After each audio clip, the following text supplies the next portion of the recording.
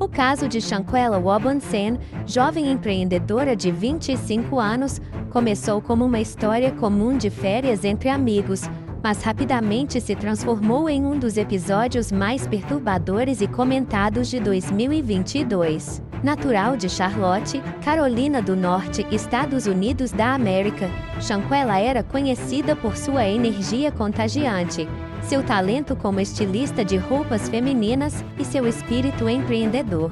Além disso, era muito ativa em redes sociais, onde compartilhava momentos de sua vida e interagia com clientes e amigos. No final de outubro de 2022, Shanquella viajou para Cabo San Lucas, no México, junto a um grupo de 6 amigos. O objetivo era passar um fim de semana relaxante em uma luxuosa vila, celebrando a amizade e curtindo o clima ensolarado.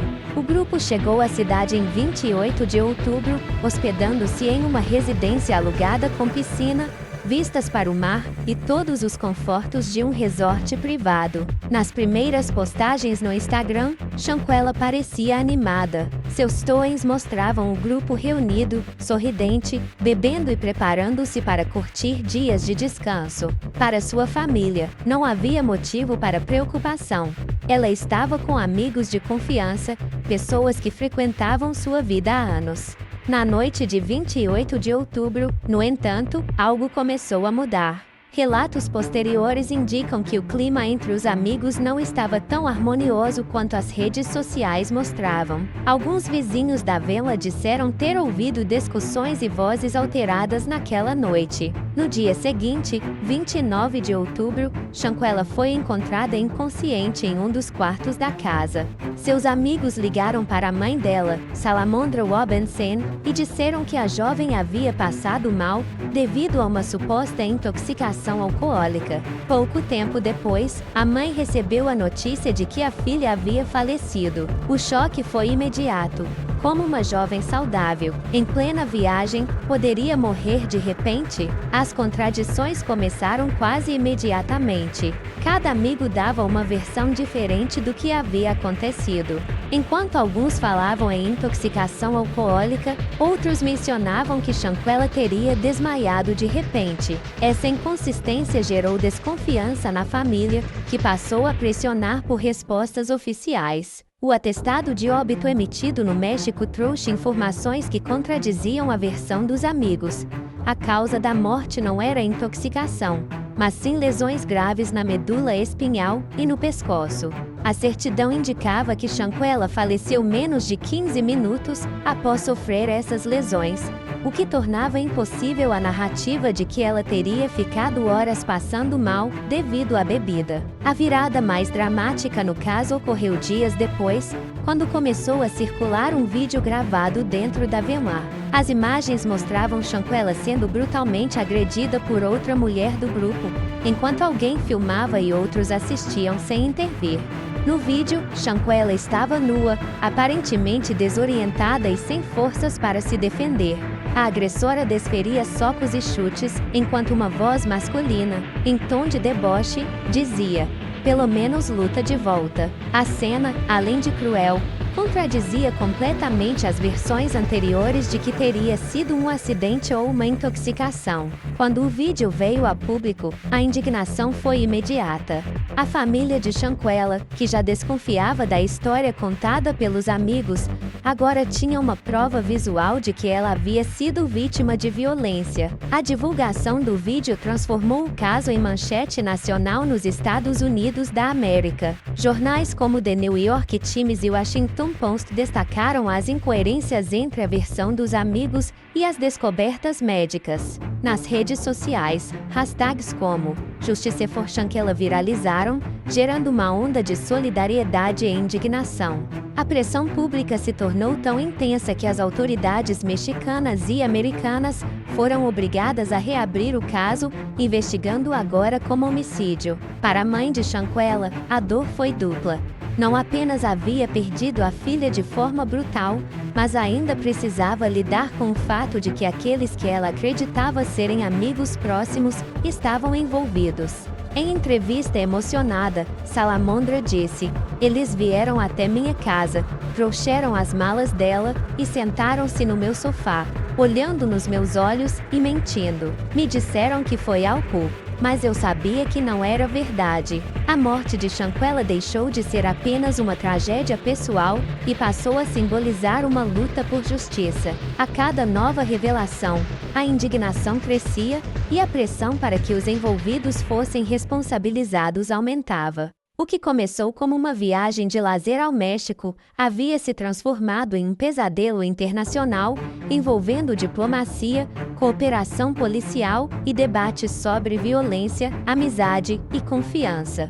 Quando o vídeo do espancamento de Shanquella Robinson veio à tona, o caso deixou de ser tratado como um incidente isolado para ganhar proporções internacionais. A narrativa inicial dos amigos de que a jovem havia morrido por intoxicação alcoólica desmoronava diante das imagens perturbadoras. Agora, tanto a polícia mexicana quanto autoridades norte-americanas estavam sob intensa pressão pública e midiática para explicar o que realmente havia acontecido. As autoridades mexicanas inicialmente registraram a morte como morte súbita de causa indeterminada. Porém, após o vazamento do vídeo e a repercussão internacional, a Procuradoria-Geral da República (PGR) anunciou que o caso seria reaberto como feminicídio, termo legal utilizado no México para designar assassinatos de mulheres em contexto de violência de gênero. Essa mudança não foi apenas simbólica, permitia que os investigadores buscassem mandados de prisão, solicitassem extradições e tratassem o caso como crime hediondo. Outro ponto fundamental veio da necropsia realizada no México. O documento apontou que Shanquella morreu de luxação atlantoaxial e fratura na medula espinhal cervical. Em termos leigos, isso significava que ela sofreu um golpe violento no pescoço, que interrompeu instantaneamente sua capacidade de sobreviver. O laudo ainda indicava que a morte ocorreu em menos de 15 minutos após a lesão. Isso contradizia completamente a narrativa dos amigos, que afirmavam que Shanquella havia passado horas passando mal por excesso de álcool antes de morrer. O vídeo do espancamento foi entregue às autoridades por um denunciante anônimo. Ele mostrava claramente a jovem sendo atacada e a passividade dos outros presentes na VLA. O material se tornou a peça central da investigação, evidenciando que não havia sido acidente, mas violência deliberada. As autoridades mexicanas identificaram a agressora como uma das mulheres do grupo de amigos que viajou com Shanquella. Embora o nome tenha sido mantido em sigilo pelas autoridades, a imprensa e internautas rapidamente começaram a especular sobre sua identidade, ampliando ainda mais a pressão sobre os envolvidos. Nos Estados Unidos da América, a família de Shanquella não descansava. A mãe, Salamondra Robinson, começou a conceder entrevistas a grandes redes como CNN e ABC News, cobrando uma resposta rápida. Minha filha viajou com amigos e voltou num caixão. Não aceitamos desculpas, queremos justiça.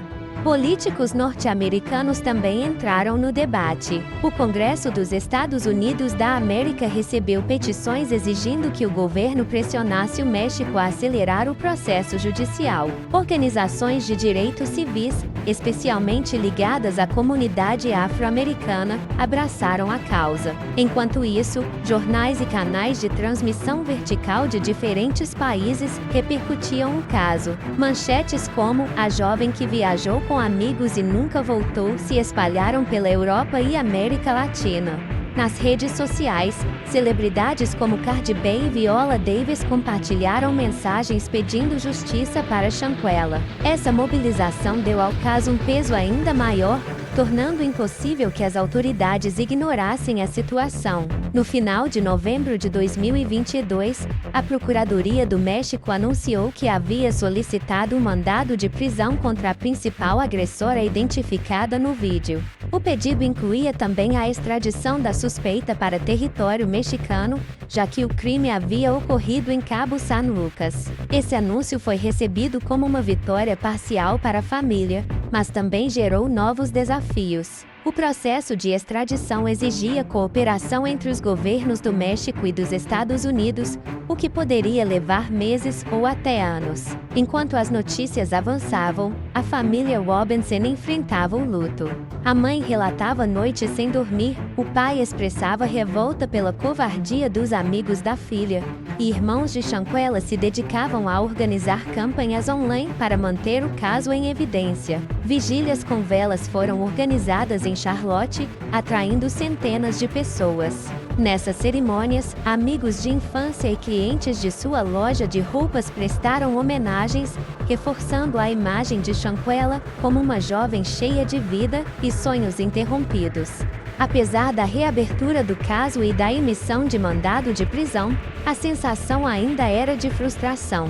Nenhum dos amigos de Shanquella havia sido oficialmente preso nos Estados Unidos. Muitos internautas e ativistas acusavam os envolvidos de se esconderem atrás de advogados e do silêncio. Ainda assim, a pressão internacional mantinha a esperança viva. Cada notícia de avanço reacendia a luta, enquanto a família se agarrava à promessa de que, mais cedo ou mais tarde, os culpados enfrentariam a justiça. Nesse momento, o caso de Shanquella já não era apenas sobre uma jovem assassinada em circunstâncias brutais. Tornou-se um símbolo global da luta por justiça para vítimas de violência e um alerta sobre a confiança depositada em amizades que podem esconder segredos sombrios. À medida que as investigações avançavam e novas informações surgiam, a atenção pública se voltava cada vez mais para os 6 amigos que viajaram com Shanquella Robinson ao México. Se antes eram vistos como testemunhas de um acidente, agora eram encarados como possíveis cúmplices de um crime brutal. A reação popular contra eles foi avassaladora, refletindo tanto a indignação com a violência sofrida por Shanquella, quanto a revolta com a frieza e contradições demonstradas por quem deveria ter cuidado dela. O grupo que acompanhava Shanquella incluía 3 mulheres e 3 homens, todos conhecidos de longa data. Muitos haviam estudado juntos ou compartilhavam círculos sociais em Charlotte. No início, apresentaram-se à família como amigos preocupados, entregando as malas de Shanquella e participando dos primeiros momentos de luto. Mas essa fachada desmoronou quando o vídeo da agressão se espalhou pela internet. A revelação de que alguém dentro do grupo havia filmado a cena sem intervir gerou uma revolta sem precedentes. Para a opinião pública, eles não eram apenas negligentes, mas cúmplices de uma violência que resultou em morte. Com o vídeo em mãos, internautas começaram a investigar a fundo cada integrante do grupo. Perfis no Instagram e Facebook foram rapidamente identificados, e nomes circularam em hashtags acompanhadas de acusações diretas. Muitos dos amigos foram obrigados a fechar suas redes sociais após receberem uma avalanche de comentários de ódio, ameaças e denúncias. Alguns chegaram a emitir comunicados públicos através de advogados, negando envolvimento direto no assassinato. No entanto, esses pronunciamentos só aumentaram a indignação, pois eram vistos como tentativas de limpar a imagem, sem oferecer respostas sobre o que realmente aconteceu naquela noite, em Cabo San Lucas. A mídia norte-americana não poupou detalhes. Programas investigativos dedicaram longos segmentos ao caso, exibindo repetidamente o vídeo do espancamento e destacando as contradições entre os relatos do grupo e as conclusões médicas. Jornais de prestígio levantaram questões mais amplas, como jovens de classe média, supostamente instruídos e bem relacionados, poderiam estar envolvidos em algo tão cruel. Especialistas em comportamento social comentavam sobre dinâmicas de grupo, lealdade distorcida e a mentalidade de manada que pode levar pessoas a silenciar diante de atos violentos. A família de Shanquella foi firme em apontar o dedo para os amigos. Em entrevistas, a mãe declarou: "Eles vieram até minha casa, olharam nos meus olhos e mentiram. Disseram que minha filha morreu de intoxicação alcoólica, quando já sabiam a verdade. Isso não é amizade, isso é traição." Essa fala repercutiu profundamente, reforçando a percepção pública de que o grupo havia se unido para encobrir o crime. Enquanto isso, a Polícia Federal norte-americana abriu uma investigação paralela nos Estados Unidos, sob sob a categoria de morte suspeita em território estrangeiro. Isso manteve os amigos de Shanquella sob vigilância constante. Embora nenhum tenha sido imediatamente preso, a possibilidade de extradição e de acusações criminais pairava sobre eles como uma sombra. A pressão era tamanha que políticos locais da Carolina do Norte se reuniram com representantes federais para exigir celeridade. Comunidades afro-americanas também se mobilizaram, apontando o caso como exemplo de negligência estatal em relação a vítimas negras, algo que só foi corrigido graças à comoção popular. Para além do aspecto jurídico, o grupo sofreu uma espécie de condenação social. Muitos perderam empregos, tiveram contratos profissionais cancelados e viram suas reputações arruinadas. Em uma era de hiperexposição digital, os rostos deles tornaram-se conhecidos em todo o país, associados para sempre a um crime brutal. Essa dimensão social gerou debates importantes. Até que ponto a justiça digital, a chamada cultura do cancelamento, pode substituir a justiça oficial? E até que ponto é justo expor familiares de suspeitos que não tiveram envolvimento direto? Enquanto os amigos tentavam se esquivar da opinião pública, a família de Shanquella se fortalecia em sua luta por justiça. Vigílias em Charlotte se multiplicaram, com centenas de pessoas marchando em silêncio, segurando velas e cartazes com a frase: "Ela não era sua amiga". Esses eventos transformaram o caso em um movimento social, lembrando que a violência contra Shanquella não podia ser normalizada. Igrejas, associações estudantis e organizações não governamentais abraçaram a causa, ampliando sua repercussão.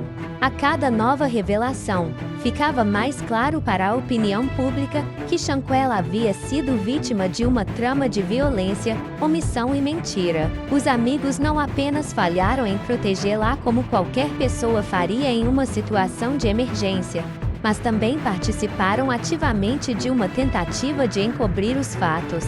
Esse enredo de traição e silêncio cúmplice transformou o caso em uma ferida aberta na sociedade norte-americana, levantando reflexões sobre amizade, confiança e os perigos de relações tóxicas, disfarçadas de proximidade. À medida que a pressão pública aumentava e as provas contra os amigos de Shanquella Robinson se tornavam impossíveis de ignorar, a investigação entrou em um campo mais delicado, o diplomático e jurídico. Isso porque, embora o crime tenha ocorrido em Cabo San Lucas, México, todos os suspeitos eram cidadãos norte-americanos que retornaram rapidamente aos Estados Unidos após a morte da jovem. A situação exigia cooperação entre dois países com sistemas judiciais distintos e, frequentemente, complexos. No final de novembro de 2022, o Ministério Público do México anunciou a emissão de um mandado de prisão internacional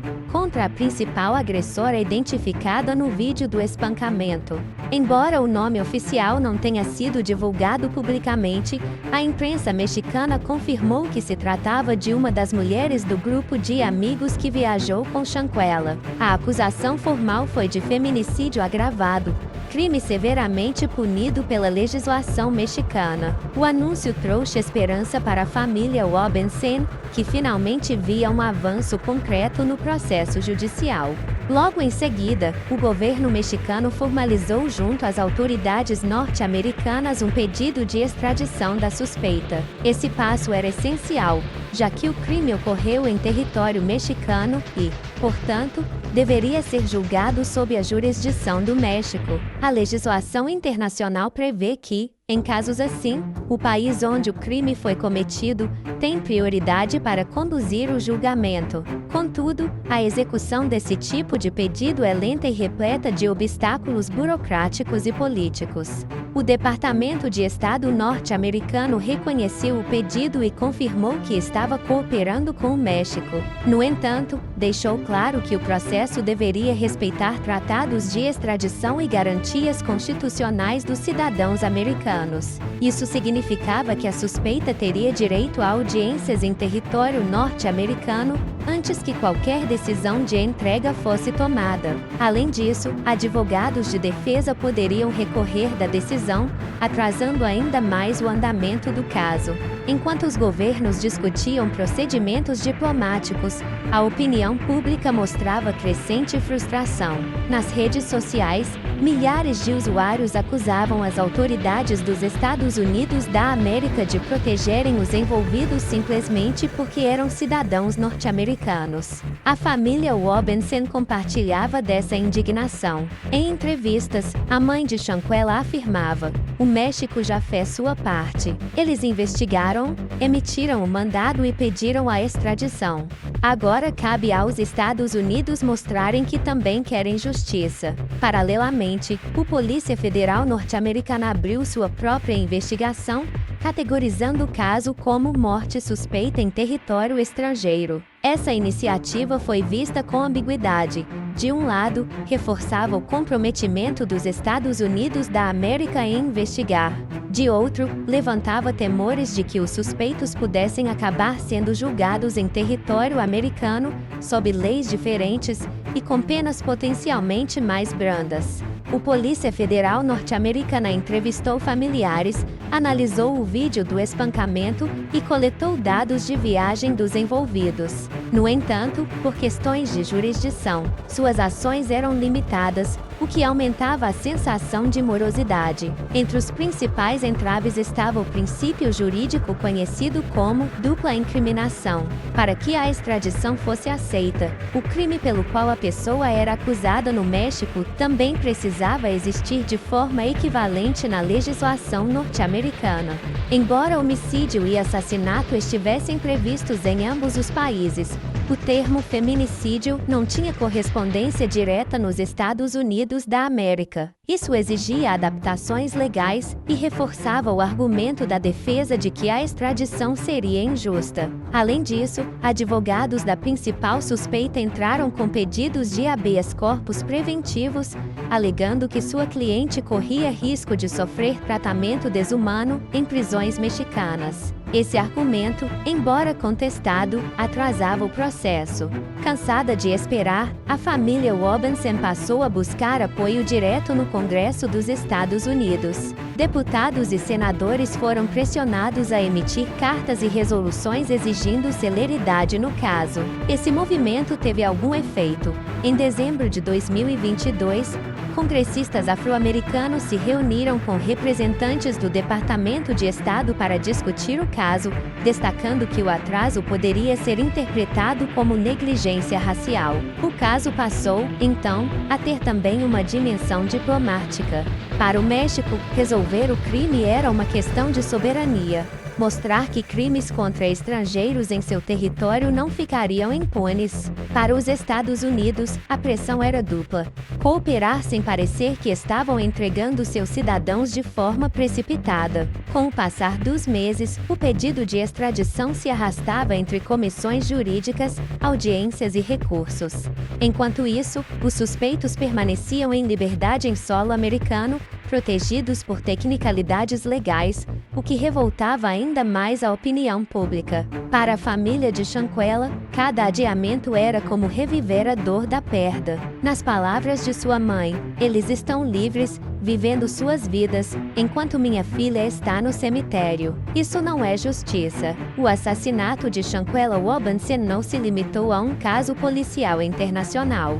Ele se transformou em um movimento social, marcado por protestos, campanhas digitais e reflexões profundas sobre amizade, violência e justiça. Mais do que uma vítima, Shanquella tornou-se um símbolo de luta, lembrada por sua força, talento e pelo impacto que sua tragédia causou em milhares de pessoas. Logo após sua morte, a família Robinson começou a organizar vigílias em Charlotte, Carolina do Norte. O que inicialmente eram encontros pequenos de amigos e vizinhos, logo se transformou em grandes eventos comunitários, com centenas de pessoas reunidas, segurando velas, cartazes e fotos de Shanquella. Em cada vigília, o sentimento era o mesmo: dor, indignação e a exigência de justiça. Palavras como "ela confiou nos amigos errados" e "justiça para Shanquella" eram repetidas em discursos, músicas e até murais pintados em sua memória.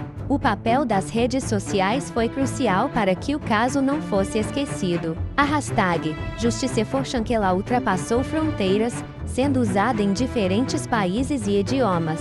Usuários compartilhavam notícias, atualizações e reflexões, transformando a luta por justiça em uma causa global. Influenciadores digitais, artistas e até atletas profissionais aderiram à campanha. Cada postagem mantinha viva a memória de Shanquella e pressionava autoridades a agir.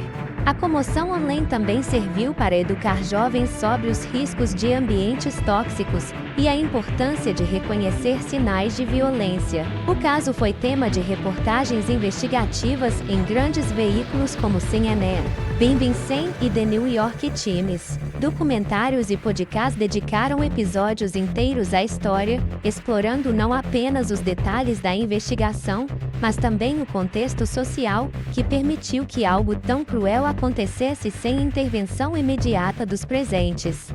A exposição midiática trouxe desconforto aos acusados, mas também ajudou a consolidar Shanquella como símbolo de uma causa maior. Um dos pontos mais discutidos foi a dinâmica de grupo, que resultou na violência contra Shanquella. Especialistas em psicologia social apontaram como rivalidades, inveja e tensões ocultas podem se transformar em agressões dentro de grupos que, na superfície, parecem unidos. A frase dita no vídeo "pelo menos luta de volta" tornou-se um dos aspectos mais perturbadores, simbolizando a frieza de quem deveria intervir. Para muitas pessoas, o caso serviu como alerta sobre a importância de questionar relações de amizade e identificar quando o ambiente social é tóxico. Para a família, a perda era irreparável. A mãe de Shanquella repetia em entrevistas que nunca imaginou que pessoas tão próximas pudessem se tornar carrascos de sua filha. O pai, por sua vez, dizia que a luta não era apenas por justiça legal, mas também por dignidade. "Minha filha não morreu de intoxicação alcoólica. Ela foi assassinada, e não descansaremos até que todos saibam disso." Essa determinação inspirou muitas famílias que também enfrentam casos de violência ou desaparecimento, mas que não recebem a mesma atenção midiática. O caso de Shanquella ultrapassou as fronteiras dos Estados Unidos e México.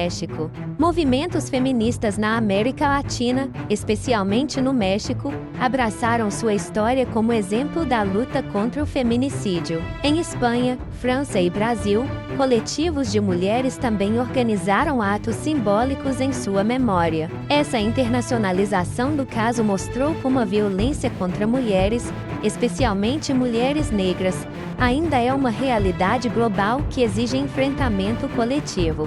Hoje, o nome de Shanquella Robinson não é lembrado apenas pela tragédia, mas também pela transformação que inspirou. Sua história deu origem a debates em universidades, escolas e organizações sociais sobre violência de gênero, amizades tóxicas e segurança em viagens internacionais. Algumas iniciativas locais em Charlotte chegaram a propor a criação de um centro comunitário, com o nome de Shanquella, voltado para apoiar jovens mulheres em situação de vulnerabilidade. A ideia era perpetuar sua memória de forma positiva, transformando dor em esperança. A morte de Shanquella Robinson revelou o pior lado das relações humanas: a traição, a violência e a omissão de quem deveria proteger. Mas também trouxe à tona o melhor da coletividade: união, empatia e mobilização em busca de justiça. Embora a justiça legal ainda enfrente entraves burocráticos e diplomáticos, a justiça simbólica já foi alcançada. Shanquella não será esquecida. Sua história ecoa como alerta e como bandeira de luta, lembrando que nenhuma amizade vale a vida, e que o silêncio diante da violência é, também, uma forma de cumplicidade.